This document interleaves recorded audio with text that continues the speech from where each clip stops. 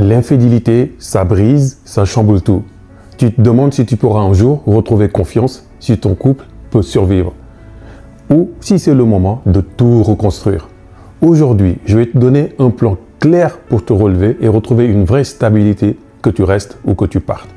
Quand la souffrance est trahie, tu ressens un mélange de colère, de tristesse et d'incompréhension. Tu alternes entre l'envie de fuir et l'envie de comprendre. Mais surtout, tu ne sais pas comment avancer. Beaucoup de personnes restent bloquées dans cette douleur pendant des mois, voire des années, sans jamais vraiment guérir. Mais voici la vérité. Surmonter une infidélité ne dépend pas seulement de ton partenaire ou de ton couple. C'est avant tout une reconquête de toi-même. L'infidélité est un électrochoc qui met en lumière des failles, celles de ton couple, mais aussi celles de ta propre estime, de tes besoins et de tes attentes. Pour te reconstruire, après une trahison, il faut d'abord comprendre ce que tu veux vraiment et non ce que la douleur te pousse à décider sur le moment. Voici donc les 4 phases à suivre pour une transition saine. Phase 1. Avant de prendre une grande décision, mets en place un mécanisme de décompression. Évite les décisions à chaud. Ne prends pas de décision définitive sous le coup de la colère ou de la panique.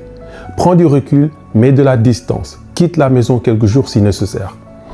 Exprime ce que tu ressens, mais pas n'importe qui. Trouve une personne de confiance ou un thérapeute, pas juste un ami ou la famille qui va alimenter ta colère. Phase 2, analyse la situation avec clarté. Pose-toi ces questions clés avant de décider de rester ou de partir. Pourquoi cette infidélité est-elle arrivée? Un manque profond dans le couple, un problème personnel chez l'autre ou une crise individuelle?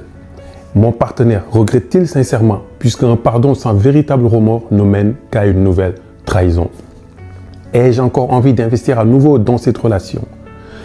Phase 3, reconstruis ton pouvoir personnel. Que tu restes ou que tu partes, la vraie clé, c'est de reprendre le contrôle de ta vie. Travaille sur ton estime de toi. Ne laisse pas cette trahison redéfinir ta valeur. Fixe tes standards. Si tu restes, il faut que ces nouvelles règles et une vraie remise en question des deux côtés. Crée un nouveau départ. Si tu choisis de continuer, ne vis pas dans le passé. Le couple doit renaître sur de nouvelles bases, pas être une version abîmée de ce qu'il était. Et phase 4, redéfinis ta vision de l'amour. Si tu pars, transforme cette expérience en apprentissage et ne la laisse pas te briser. Si tu restes, accepte que la confiance ne revient pas en un jour, mais demande des actes conscients. L'infidélité peut être la fin d'une histoire ou le début d'une nouvelle version de toi-même plus forte et plus consciente.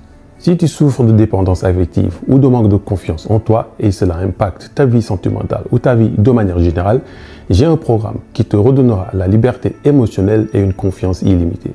Je t'aiderai à reprendre le contrôle de ta vie amoureuse et à reconstruire des relations qui te respectent vraiment.